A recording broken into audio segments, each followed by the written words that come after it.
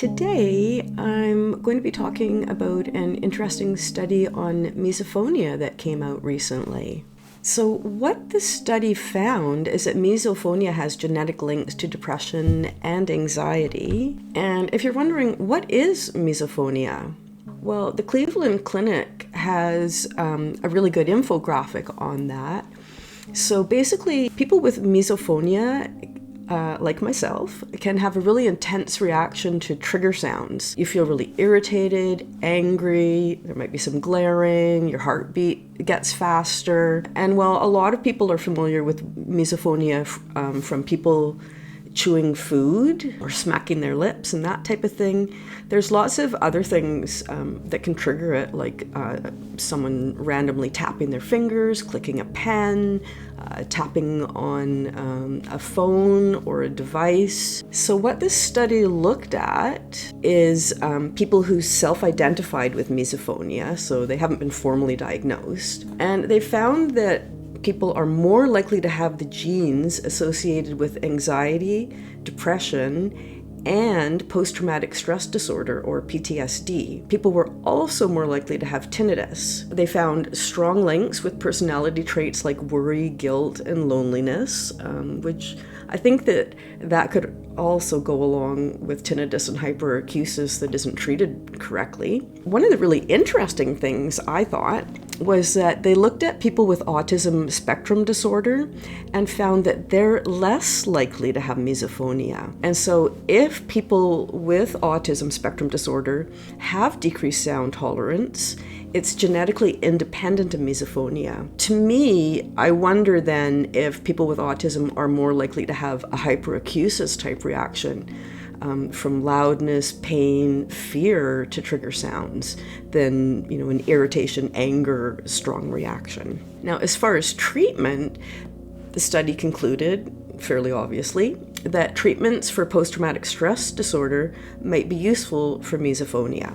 Now, this isn't surprising because most therapies for post-traumatic stress disorder fall under the umbrella of cognitive behavioral therapy, and that has also been proven to help tinnitus and hyperacusis.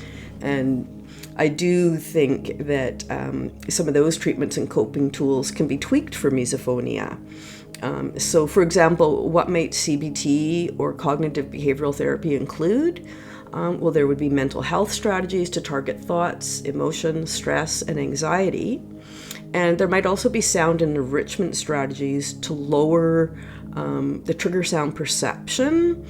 So, for example, if I'm in a super quiet room where people are eating, I'm way more aware of people's chewing sounds, even if they're perfectly polite, than if I have some music playing in the background or if I'm in a noisy restaurant. Because again, misophonia isn't about people with bad manners chewing with their mouth open and making a whole bunch of super loud noises. Even the tiniest of chewing noises can be super triggering. Now, one thing I want to say is that some people look at exposure therapy or desensitization therapy for triggers. And based on my understanding of misophonia, that is not going to be useful. So if you think that listening more and more to people chewing or tapping or whatever your trigger sound is, that's not going to make your misophonia go away. So avoid that type of therapy. The other interesting therapy for PTSD, or post-traumatic stress disorder, is eye movement desensitization and reprocessing, so like a rapid eye movement type therapy. Now, these are more of a trauma processing therapy, so it's meant to help you process difficult or traumatic events from your past. Misophonia doesn't usually start from a traumatic event. In my understanding, it's just, you have it or you don't, which is why the fact that there's a genetic component makes a lot of sense. So doing those types of therapies, like eye movement therapies, or newer ones based on eye movement desensitization and reprocessing is called observed experiential integration therapy. And I have tried this myself, and it's very useful for traumatic events, but I can't see how it would be useful for my misophonia.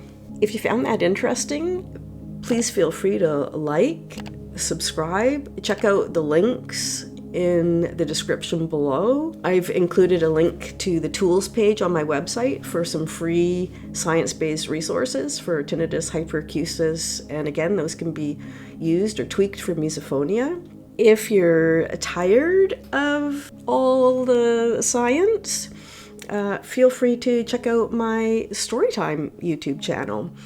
A lot of my stories were actually inspired by having misophonia, because I used to sit at the dinner table and imagine killing everybody off, which sounds horrible, but if you have misophonia, you will totally get that reaction. Yeah, feel free to check out some of my stories too if you want. Quiet cheers and stay safe.